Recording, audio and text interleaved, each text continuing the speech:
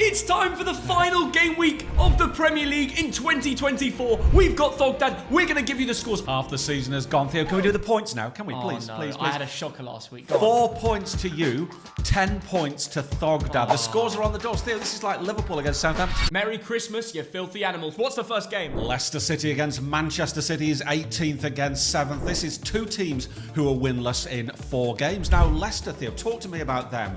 Jordan Ayew got the early goal against Liverpool, but after that, no shots on target. Yeah, they had a glimpse of hope, but they were never going to maintain that at Anfield. You know, at some point Liverpool will lose, but it wasn't that week to be. Leicester, ever since their early form with Van Nistelrooy, they signed him on a permanent. It's been loss after loss. A lot of very good footballers, Van Nistelrooy, Rooney, Lampard, do not become great managers. Correct. But you've got to try them. So give him a chance, Theo. Give him a chance. But Man City, against Everton, 24 shots to 8, but they were not clinical, were they? Well, if there's ever time for Van Nistelrooy to win, it's against his old rivals, isn't it? The old Man United legend to do it against Man City. And he'll never have found a better time to play them than this. Loss after loss. Just when you think the run is going to end, they go and drop a bad result again. The draw against Everton, all the losses previous to that. It's just getting to a point now where everybody's thinking, at what point does it end? Make City great again. They're wearing those caps in the away end. When will it end? When will they be great again? I don't know, Theo. 2 points in 4 games is not good enough. They've fallen behind Notts Forest and Bournemouth, Theo. Who would have believed that at the start of the season? Will Pep finally pick up a win? Yes, they will. But do you know what? It's going to be a narrow win. Leicester 1, Man City 2, and I think Phil Foden is going to be man of the match. Now, I don't often agree with you much anymore. People can probably tell that in the videos because I'm trying to catch up points, but this one is an absolute banker.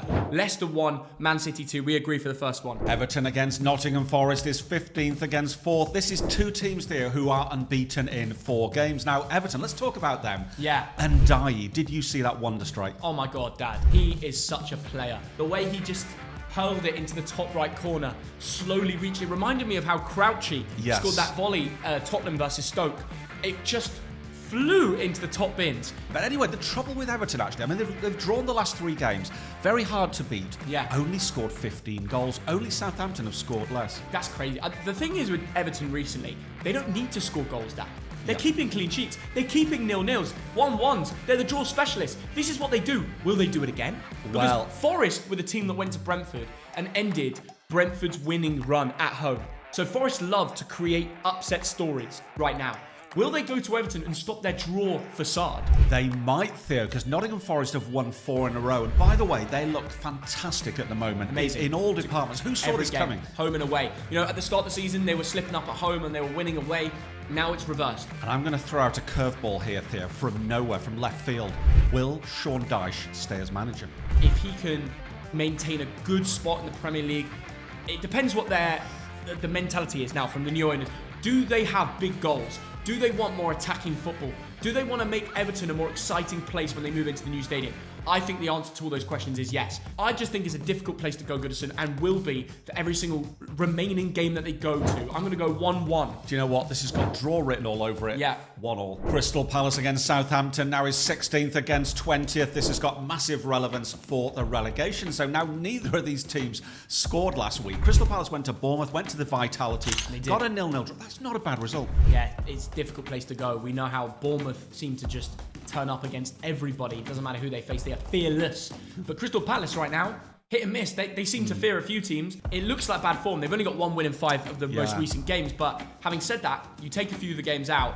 They beat Brighton. They won their derby. The fans going to stay positive. This is a very winnable game. Will they get that 3 points? That's a very good question, Theo. They are 3 points clear of the relegation zone. But the bottom 6, I think, might be the bottom 6 in 19 games' time. But we'll wait and see. Yeah. They're playing a Southampton team, Theo. Last week, another game, another defeat. Not a big defeat, but can it change around? Does Southampton have a 1 in 100 chance of staying up? 9 from survival as things stand. That's 3 big wins. It's a very busy winter season where games come thick and fast. If Southampton can cause an upset with their new manager, it would only be 6. I think we can both agree they're going down. Minus 26 goal difference. I'm going to go Palace 1, Southampton 0. Unless we see an Onuaku masterclass, the famous 6'12" striker, What, 7 the Nigerian. 6'12" is 7 foot. I'm sorry, it's too much to ask for. Glasnow's getting 3 points, 2-0 win here. Tottenham Hotspur against Wolverhampton Wanderers is 12th against 17th. A game with real relevance to the relegation zone. Now, these are the two teams, Theo, where there are the most goals. Bound to be goals here, Theo. Yeah, loads of goals. I can see it. Tottenham Bulls. You've got Vitor Pereira, who's playing fully attacking football. He's brought the best out of Matis Cunha, Guedes, Wanky Chan, and of course the striker, Larson. Strong Larson. He's brilliant. He's a big lad. He gets in the right places. He scores your goals. He's just a proper player. And now they're going to Spurs, where the last time they played here, they won 2-1. Will they do it again, Dad? Well, Spurs lost 4 of the last 5. They got nothing at the City ground. And increasingly, there are calls for Daniel Levy out. I'm not sure how that works, because he's one of the owners. Well, they want him gone. They see him as the problem and not Ange. That's interesting. It is. Spurs fans have changed their blame from manager to owner. Well, Theo, I think that's a bit harsh. I think Daniel Levy has been a brilliant owner over many, many years.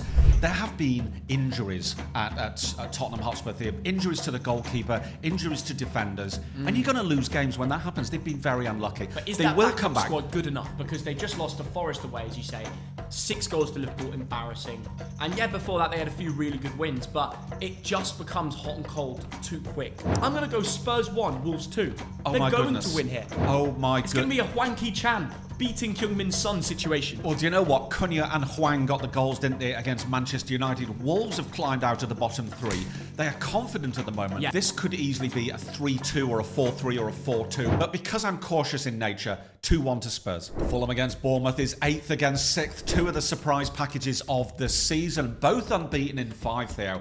And Fulham went to Chelsea and won. Not just won, they had more shots. They had more possession. They were the better team. They were. It's an incredible result in West London.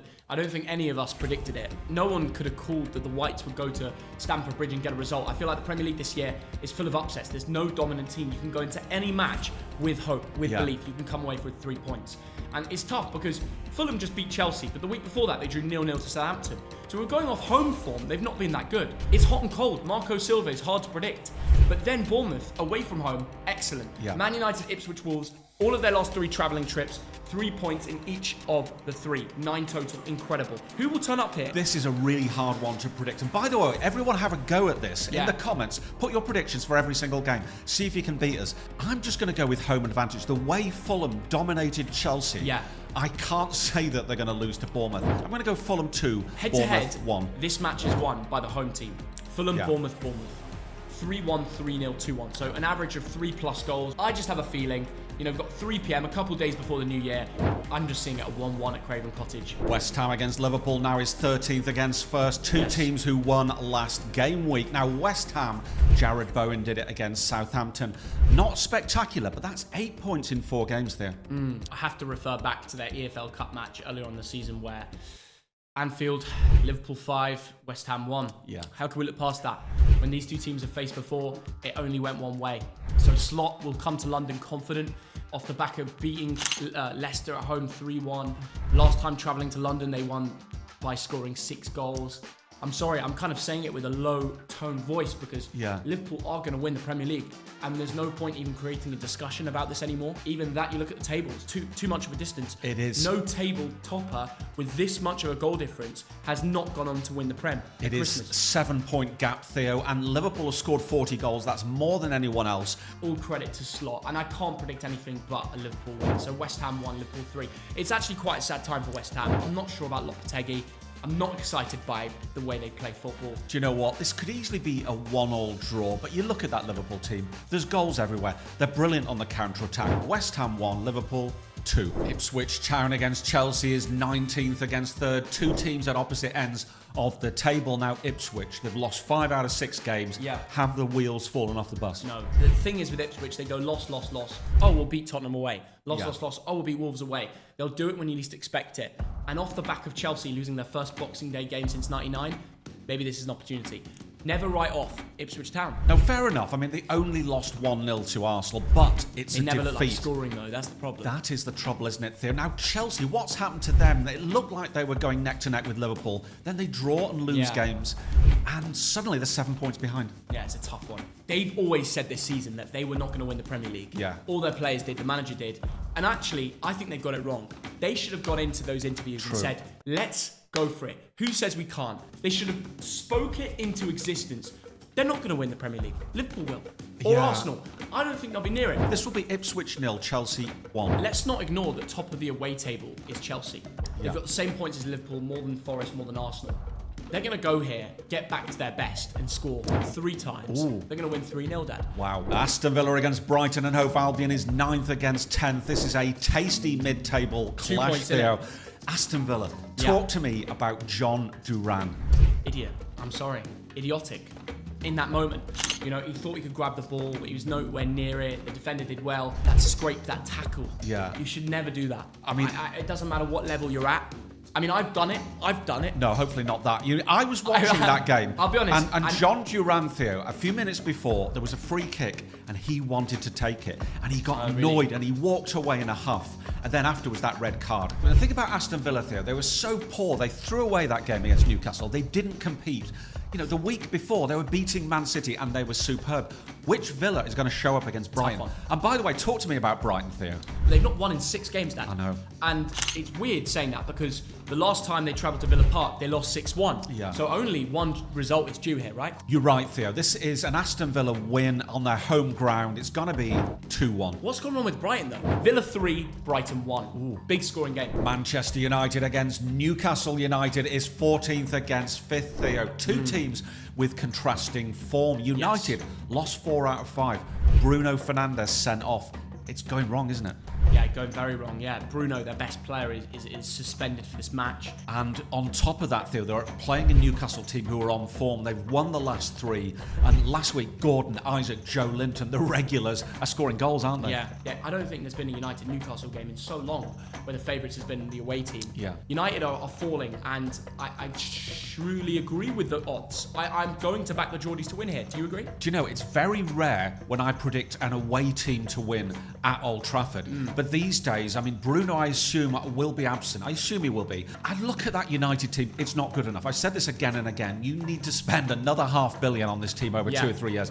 I'm not blaming the manager. You can't. He's got... The resources he's got are very, very poor. I'm going to go Man United 1, Newcastle 2. I'm going to go 1 up on you. Wow. With goal difference. Because I just look at Anthony Gordon right now, that goal he scored against Villa. Alexander Isaac, always in the right place at the right time. Brilliant play. The fact that Newcastle have scored 4-3, 4-3 and won all of the last 4 games. And the last 2, they didn't even concede. So they're not conceded in 180 minutes. There's only one result here. It's Man United 0, Newcastle 2. And the final game is Brentford against Arsenal, 11th against 2nd. This is a interesting London derby, Theo. Brentford first, lost 3 of the last 5. Got a draw away at Brighton, but they don't look too good at the moment. No, they're not picked up a win in 4 games, Dad. Yes. Which is very different from the Brentford before because they went win after win. I don't know how to call it. We all know about their home form, but then their last game, they lost 2-0 to Forest. Is that a changing point? We can't forget that their first ever match in the top flight history, they beat Arsenal 2-0. They're playing an Arsenal team. Job done, wasn't it? Havertz got the only goal. Not a classic against Ipswich, but 3 points. Arsenal are back to winning ways, and we can see from their form that they're trying to maintain a Premier League title race. They beat Palace, scored 5. They beat Ipswich at home only by 1. Before that, okay, the 0-0 against Everton wasn't good enough. But they're doing everything they can. They seem to be not conceding as many. They had a real blip before. Yeah. And I feel like if you look at the last 10 games, they've won about 8 of them in all comps. It's solid. It's the typical Arsenal that we're used to. Do you know what? It's going to be a close one. There could be goals. Could easily be like a 2-2. I'm just going to go Brentford 1, Arsenal 2. I cannot bet against Arsenal at the moment. I'm going to because I need to catch you in points, Dad. Brentford 3, Arsenal 2. And all I can do is pray that Visser and Mbuemo have got their shooting boots on. Cass, please, let's have a picture of Jeremy Beadle. Oh, Theo, there's a parking inspector just about to give me a ticket. That's going to cost me 60 quid. I'll see you next week. I hope it does, Dad. I guess I'm on my own now. Get your predictions in the comments, and we'll see you in the new year. Bye-bye.